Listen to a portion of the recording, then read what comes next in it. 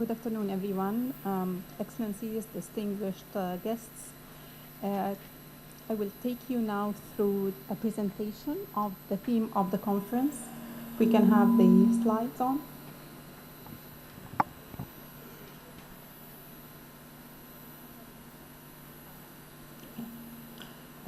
So the theme for our conference here was chosen as Financing Africa's Recovery, Breaking New Grounds.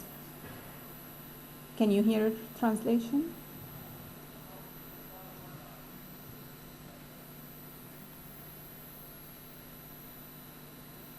Okay, we'll look into it right now.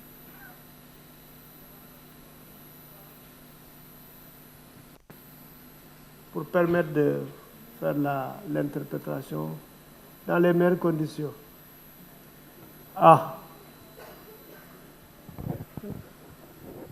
can you hear me now Oui. with translation? C'est bon, Madame. Okay, very good.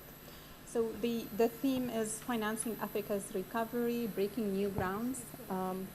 This theme was chosen even earlier on before all the latest development.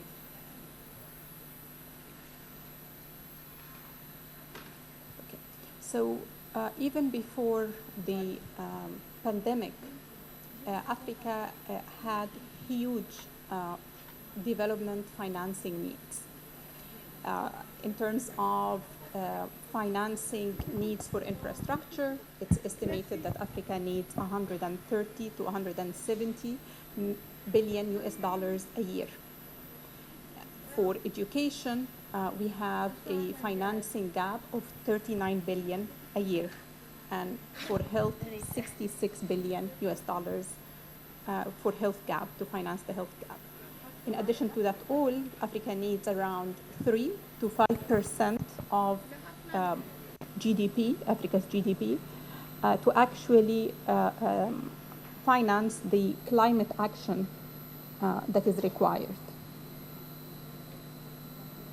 This was even further complicated by actually the pandemic and then later the other shocks that came. So the pandemic led to the worst recession in half a century for the continent, and we saw a contraction of 3.2% in 2020.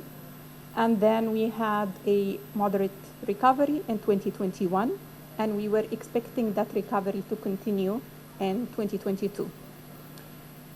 Of course, the governments, African policymakers needed to spend more to mitigate the socioeconomic impact of the pandemic, which basically translated into higher fiscal deficits. So we've seen fiscal deficits doubling. As a result, we've seen levels of debt to GDP rising quite fast. And perhaps the most worrying impact of the pandemic has been the regression of very hard-won gains that the continent managed to achieve in terms of poverty reduction.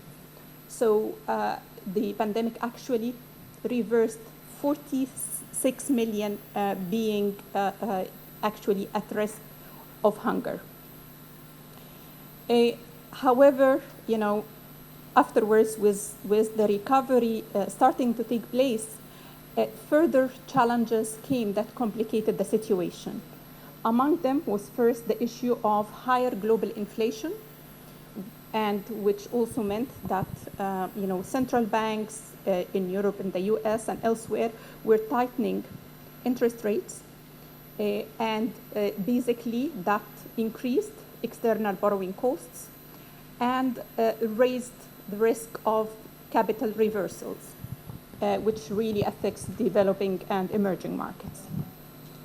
On top of that, then came the war in Ukraine, which besides the fatalities that we have seen in terms of loss of lives and so on, has huge economic implication, particularly for the continent. So it basically escalated and compounded the challenges, socioeconomic challenges, And we have seen prices reach historical highs in terms of commodity prices. So we have seen oil prices reach the highest level initially since 2008 and then moderated a bit. So now it's the worst or the highest since 2014. And we have seen also the prices of fertilizers double. We have seen increase overall in food prices. This, of course, all these issues are contributing to the trends that we have seen in terms of rising inflation and higher exchange rate volatility. And this also particularly affects countries that are commodity dependent and tourism dependent.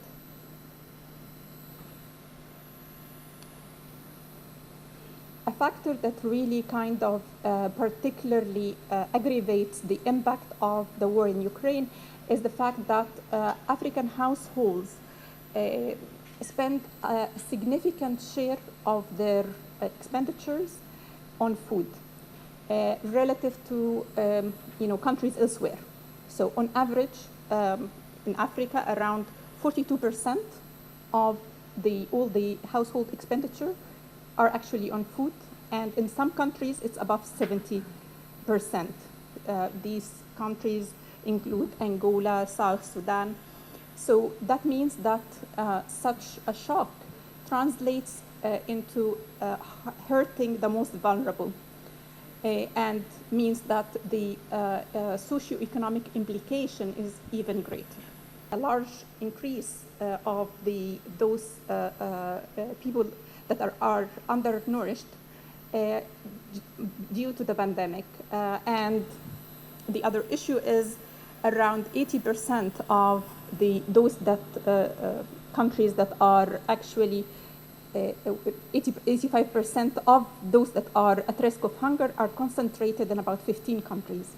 And those 15 countries, many of them have been quite hit by the war in Ukraine because they are heavily dependent on imports from these two countries.